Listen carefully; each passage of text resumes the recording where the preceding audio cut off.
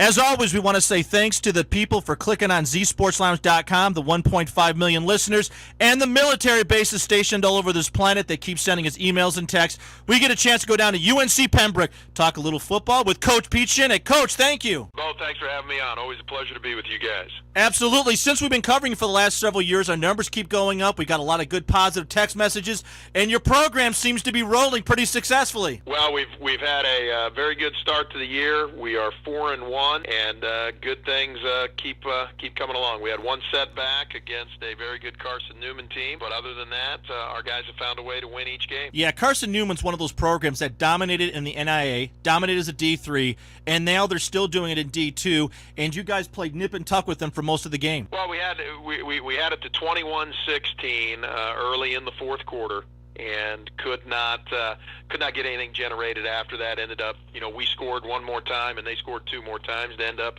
35-22, but felt like in the second half played as competitive a game as we could have asked for. You've been part of this program, creating it literally from the AsTurf up. When you look at the program and all the milestones you have for yourself, it's pretty impressive to see what you've done in a short period of time. Well, 4 years ago, we didn't own a helmet, we didn't have a player, and it was myself and a couple of coaches. So to go through the first season and go 4-7, lose a couple games by some field goals, and then the second season go 9-1, and now be in the middle of the third season right now at 4-1. We feel very fortunate and blessed to be where we're at, no doubt. And absolutely, you've got your homecoming coming up against Weber International.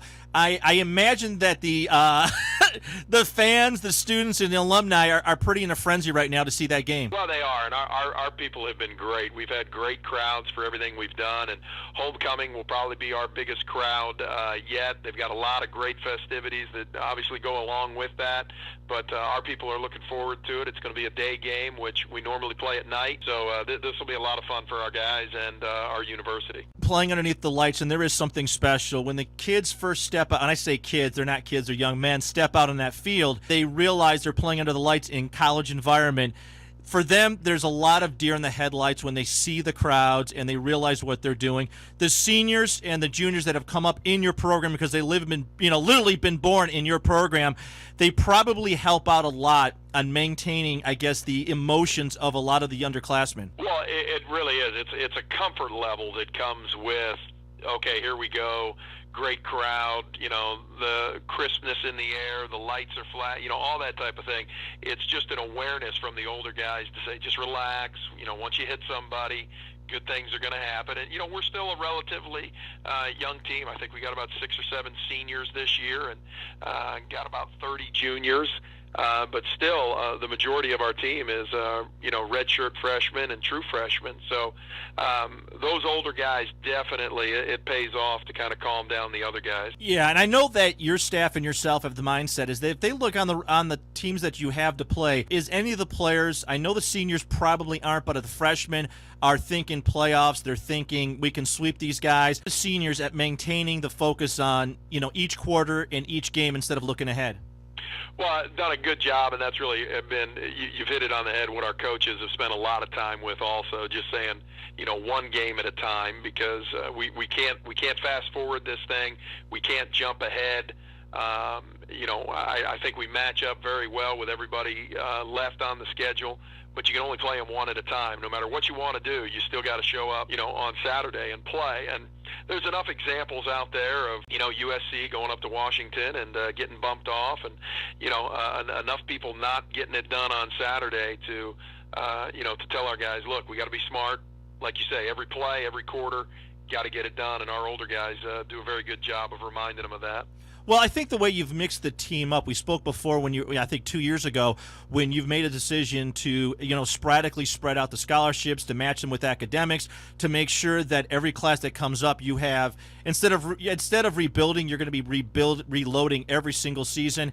And I think the way you've done it, when you look at the roster, has been pretty tight. Well, it's worked out very well.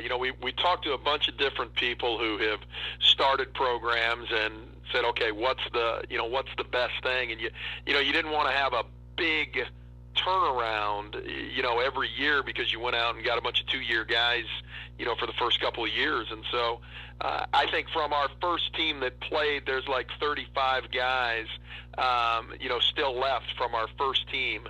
The majority of those guys are older guys who have now been through the program, and they're all guys who played. From last year's team, we got about 70 back. And so, we're hoping next year to have somewhere between, 90 and 100 back, of the 112 right now. And that process just allows you to, continue to build on, what you did the year before. When you sit down now and you're looking at videotape of Weber International, what are elements that they do extremely well that you're going to try to exploit on the opposite side of that? Well, they got an offense, got an athletic quarterback, and they spread you out enough to where you got to account for everybody. He can run around a little bit. They've got a running back who, for the last 2 years, has really run the ball well against us. One of the few guys who's put up some rushing yards. And then defensively, they come with a couple of schemes that we really haven't seen. And so it'll be some things that are a little different for us offensively, trying to block what they're putting in front of us. And then defensively, we've got to be disciplined. Good news is that, defensively, we've played very well, and we've played well the last couple of weeks, and we've seen a scheme similar to this. Offensively, our strength right now is running the ball, and so our offensive line's been pretty good at whatever has been placed in front of them. Offensive lines, to me, seem like they do better when they get a chance to beat somebody up and power it forward. A lot of times in pass protections, offensive linemen can sort of not do the things that made them successful in high school. When they're in freshman and sophomore year, there's sort of quarterback sits back, so you do a lot of pass protection. When you're asked to hit somebody, you can see it in the NFL level where if a team's running all the time and then they go back to pass protection, the linemen tend to make mistakes. And if I look at how you play the game, it seems like you capitalize on the strengths of your O-line. Well, and we're fortunate. We've got some big bodies in there. We've got I think we've got a junior starting at left tackle who's played every game for us, basically. We've got a senior playing left guard for us. We've got a junior playing center for us. We've got 2 juniors playing right guard for us. And we've got a sophomore who started every game for us playing right tackle, and a guy rotating with him who's come along. So we've got guys who have done this and have continued to get better. And we're probably about a 60% run team right now, 60-40 pass, and our line's really thriving off of that. Just like you said, they get into a nice rhythm. They're able to bang on people. We've got, we're probably close to about 295 average across the line. So, we're starting to wear on people.